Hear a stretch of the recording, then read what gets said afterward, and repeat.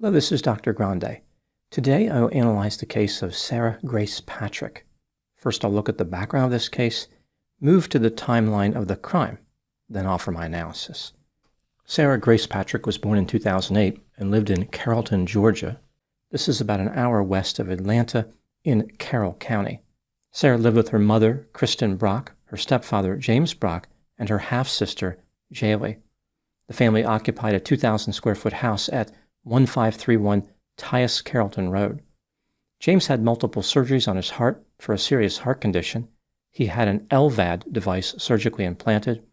This is a mechanical pump that helps the left ventricle of the heart pump blood through the body. Statistically, someone using this device is at a much higher risk of death. The 1-year survival rate is 50%, and the 3-year survival rate is 25%. Now moving to the timeline of the crime. On Thursday, February 20, 2025, Sarah Grace Patrick called 911 and reported that her mother and stepfather had been killed. Sarah's 5-year-old half-sister, Jaylee, had walked into the master bedroom and discovered the bodies. When the police arrived, they found 45-year-old James Brock and 41-year-old Kristen Brock dead in their bed. They had been shot multiple times. There were no signs of forced entry, and nothing was missing. Sarah indicated that she went to bed at around midnight. In the 10 to 20 minutes before that, she could hear the alarm for the LVAD. This, of course, indicated that something was wrong with James. For instance, his heart wasn't beating. There were other sources of noise in the house at this time.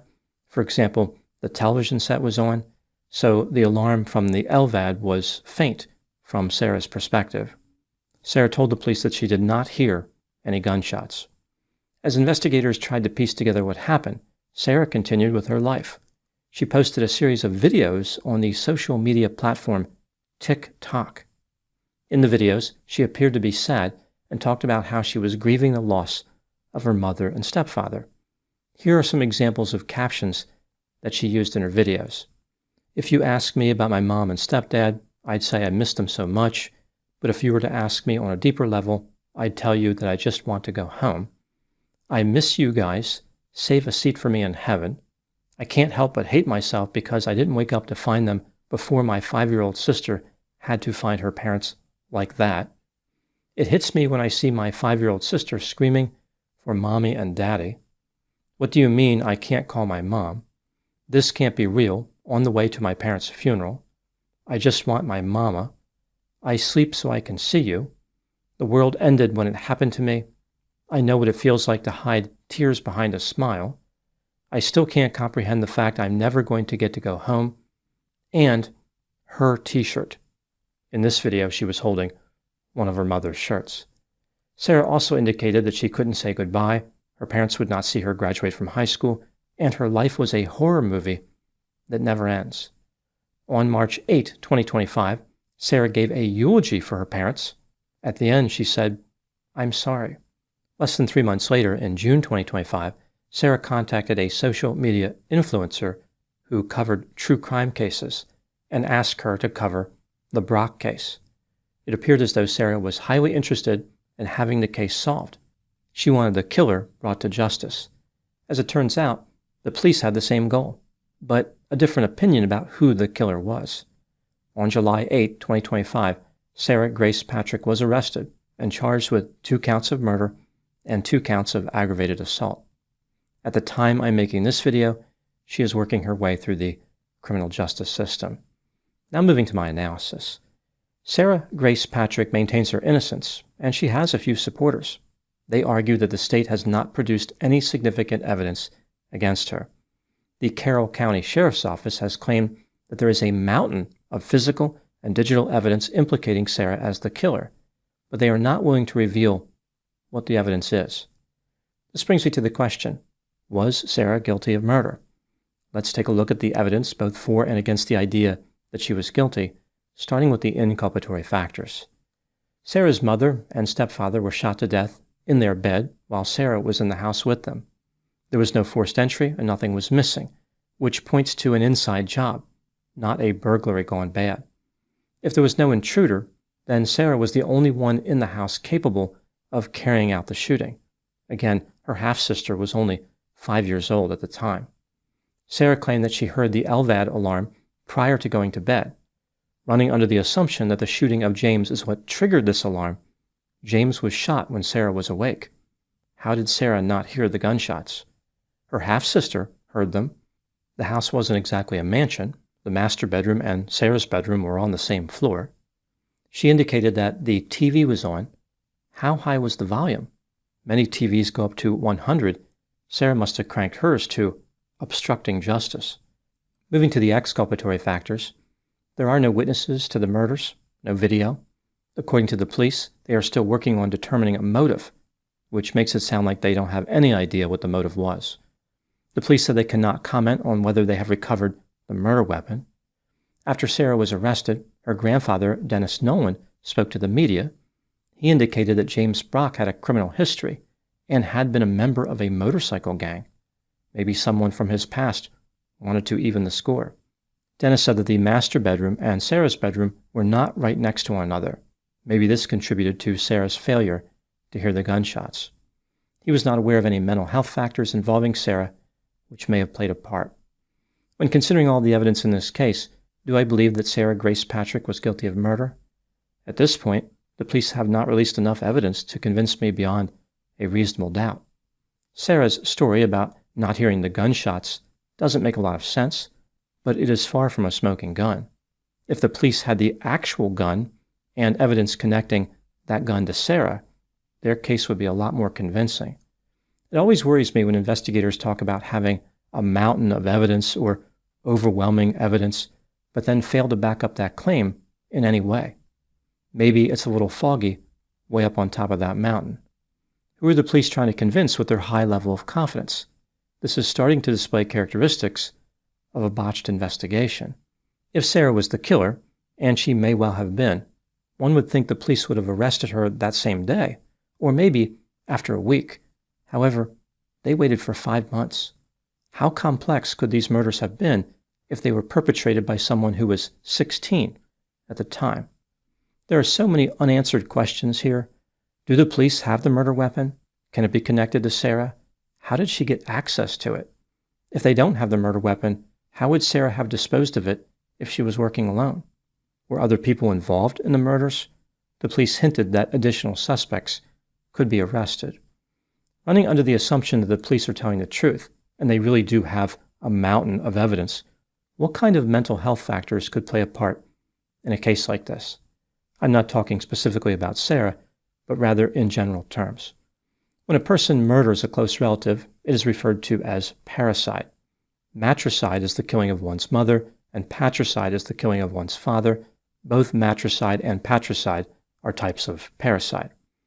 Parricide is rare, especially for female perpetrators. They are responsible for only 10% of parricides. Double parricide, which is when a child murders both their parents, is extremely rare. Female perpetrators commit only 4% of double parricides. In the instances where a female adolescent perpetrator commits a double parricide, offenders tend to share several characteristics.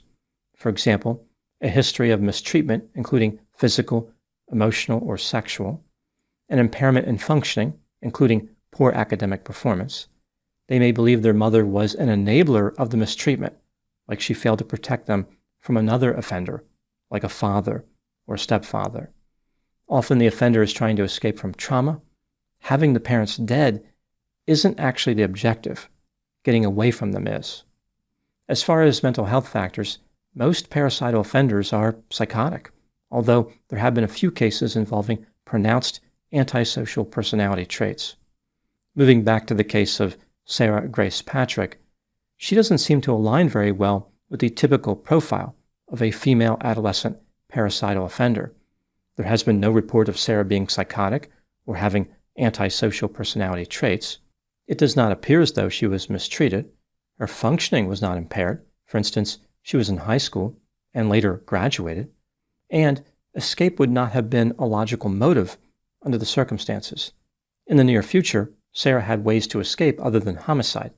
For instance, at 16, she was close to being an adult, and her stepfather was in very poor health. If she did not allegedly kill him, there's a good chance he would have died soon anyway. Female adolescent parricidal offenders are not criminally sophisticated. Usually the police don't have any difficulty at all figuring out who committed the crime. In this case, however, they really struggled. The vast majority of the time, these offenders confess after being confronted by the police. There has not been any report of Sarah confessing. If she killed her mother and stepfather, Sarah would be a very unusual parricidal offender. The last area I want to cover here is the social media posting behavior of Sarah. Her videos about grieving the loss of her parents have focused a lot of attention on this case. But are they really important from an evidentiary standpoint? Is that behavior something that points strongly toward her guilt? In my opinion, no, not really. In light of the accusation against her, it makes her look nefarious, self-centered, and attention-seeking. However, what if she had never been accused of doing anything wrong? What if the killer turned out to be some intruder who was arrested a few days after the murders, and Sarah was cleared of any involvement? Like this intruder was not connected to her in any way. It was just a random stranger who decided to target this particular house. Would all those posts on social media made by Sarah be regarded as bizarre in that instance? Probably not.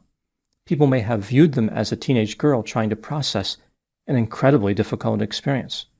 The standard here should be, were these posts suspicious before there was an accusation? I don't think they were that suspicious. There is no doubt, however, if Sarah is guilty, her social media activity paints a disturbing picture of her personality. Why was she so focused on obtaining sympathy for a crime she allegedly committed? Was there some type of deeper need that she was trying to meet? Did Sarah commit the murders for factors that had nothing to do with her parents, rather purely to be the center of attention? Does this signal a new motive for parricidal offenders? In addition to psychosis and antisocial personality traits, does society now have to worry about pathological attention-seeking? If Sarah is guilty, she may have just ushered in a new and terrifying motive for one of the most unnatural types of murder. Now moving to my final thoughts. Juvenile parricide is essentially impossible to predict. It has a very low base rate, and there is usually little history of delinquent or violent behavior. Currently, there are no risk assessment instruments available that are useful for predicting an act of juvenile parricide. With that in mind, are there any lessons that can be learned in this case?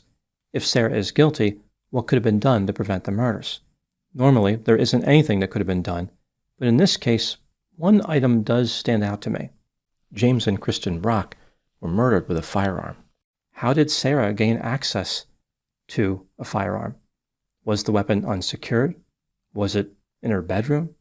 Often, tragic cases like this are preceded by poor management of firearms.